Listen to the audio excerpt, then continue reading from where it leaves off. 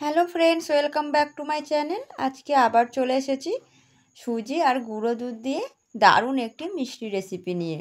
এটি যেমন নরম তুলতুলে, খেতেও তেমনই সুন্দর। তো চলুন চটপট দেখে নিই আজকে আমাদের রেসিপি গুঁড়ো দুধ আর সুজির মিষ্টি রেসিপি। তার জন্য ফার্স্ট আমরা কড়াইয়ের মধ্যে নিয়ে নিলাম 100 গ্রাম সুজি। অনেকেই কড়াইয়ের মধ্যে ফার্স্ট ঘি দিয়ে ঘিটা একটু গলে গেলে তারপর সুজি দেয়, আবার অনেকে সুজিটা একটু নাড়িয়ে চাড়িয়ে নেওয়ার পর তারপর ঘি দেয়। তো আমরা সুজিটা একটু নাড়িয়ে চাড়িয়ে নেওয়ার পর এর মধ্যে দিয়ে দিলাম 2 চা চামচ ঘি দিয়ে সুজিটা আমরা একটু ভেজে নেব।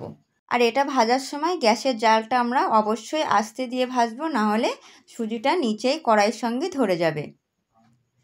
এটা ভাজা হয়ে গেলে এর মধ্যে আমরা দিয়ে দিলাম 1 কাপ পরিমাণ লিকুইড দুধ। আপনারা চাইলে পাউডার বা গুঁড়ো দুধও দিতে পারেন, তো আমি এখানে ব্যবহার করছি লিকুইড দুধ। পাউডার বা গুঁড়ো দুধ দিলে এতে অল্প একটু জল অ্যাড করতে হয়, আর লিকুইড দুধ দিলে কোনো রকম জল অ্যাড করতে হয় না। তো মিশ্রণ দুটি আমরা খুব ভালোভাবে মিশিয়ে নিচ্ছি। এটা খুব ভালোভাবে মিক্স করে নেওয়ার পর এর মধ্যে দিয়ে দেব পরিমাণ মতো চিনি।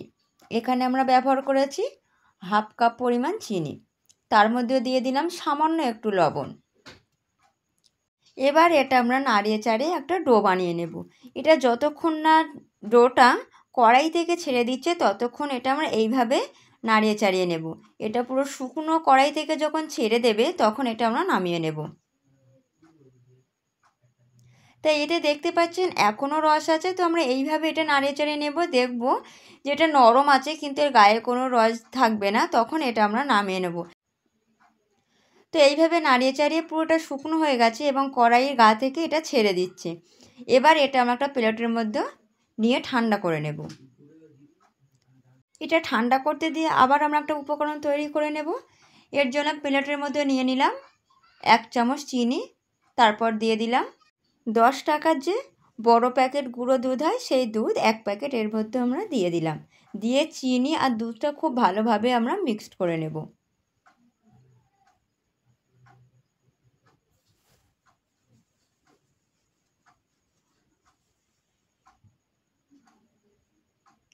এটা খুব ভালোভাবে মিক্সড করে নেওয়ার পর এবার যে ডোটা আমরা ঠান্ডা করতে দিয়েছিলাম সেটা আটার মতো একটু আমরা এভাবে মলচে নেব।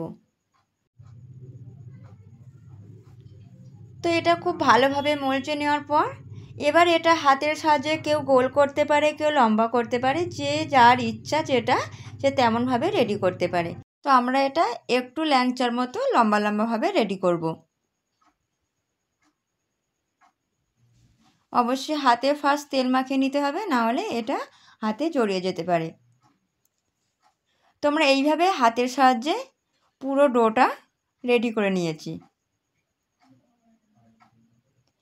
এরপর এটা ভাপানোর জন্য একটা ঝাঁঝরিতে আমরা তেল ব্রাশ করে নিলাম।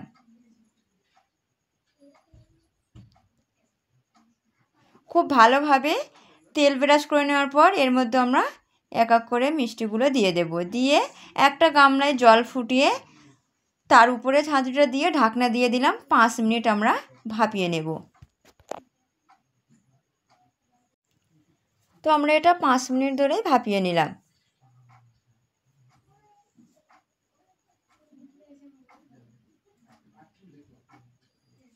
এরপর একটা প্লেটে গুঁড়ো দুধ নিয়ে নিলাম, দিয়ে যে ডোটা আমরা ভাপিয়ে নিলাম বা যে মিষ্টিটা ভাপিয়ে নিলাম সেটা দুধের মধ্যে দিয়ে খুব ভালোভাবে মিষ্টির গায়ে গুঁড়ো দুধটা আমরা মাখিয়ে নেব।